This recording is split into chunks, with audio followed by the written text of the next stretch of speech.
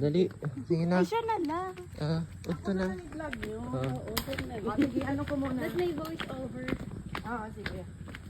Papunta kami sa Miss catering yan. sementeryo sa Barangay San Jose kung saan nakalibing ang tatay at nanay ng aking ama na si Christine Sedan Sabinosa Sionisio.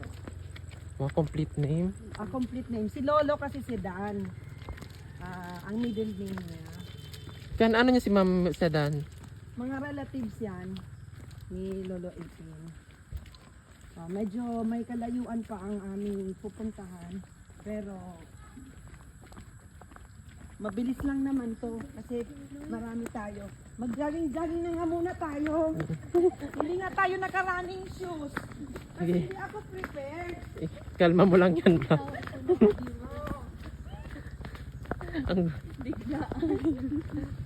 Ito yung improved na daanan ng sementeryo ng Barangay San Jose. Dati, nag-shortcut lang doon sa may hanging bridge. Sa baba ng ancestral house natin. Tapos, doon at tatawid ng ilog. So ngayon, mas na-improve na kasi noong panahon ng Ben Manoy Ben Solomo, ito na yung daan papunta dito sa sementeryo ng Barangay San Jose. So ngayon, Sido, Lola, So ayan po, bumiyay ang aming team.